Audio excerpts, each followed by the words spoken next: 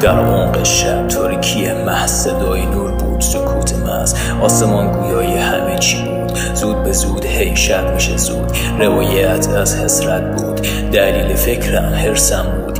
یه پل، یه ابر، یه مغز پر، دلیل فریاد حسم زود. یه حس، یه بغض، یه حرف، یه درد گویای من بود، گویای من. یه پل، یه شب، یه حرف زن، سکوت محض، سکوت محض. یه من، یه نور، یه سود، یه فود در من و قلبم با بوی سرد. زیر هوای ابری با بوی نم، روی پل خلوتم توده سرد. ترافیک و نور با صدای ماشین، صدا خاطرات دلنشین تو. سایه رود از نور صدا پر شده بود با نفسهای تو. این صدا صدای من بود ولی با یه حال عجیب و غریب و شدید. خدا حسرت منو ندید، روی پل حبس شدم افکار همین. حسرت شد ولی آرزوی من نه. این سایه بلند شده از بوی شبنم، فلز و سایه خبر از زندان مخفی میده که من با پای خودم رفتم. نرده‌های فلزی و سنگ فرش خیز، حد و حدود سایه کماینی. خبری از رویت راه نشده، نه نوری بر چشم میتابد همچون نیش.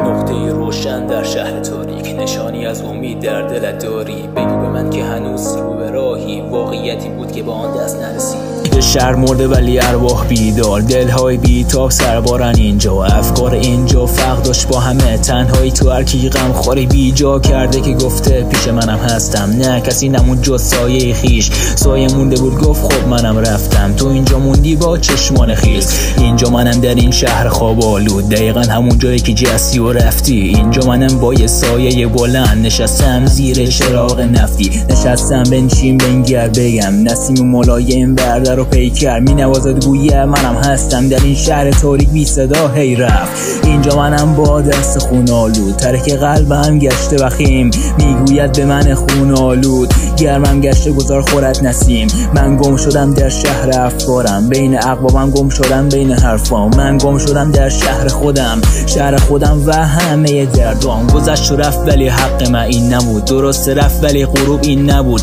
معنی نور و سایه رو دونستم ولی زندگی اصلی من این نبود. تنها چیزی که دانم در این لحظه سکوت محض، سکوت محض. تنها چیزی که خواهم در این لحظه پایان این غروب تلخ.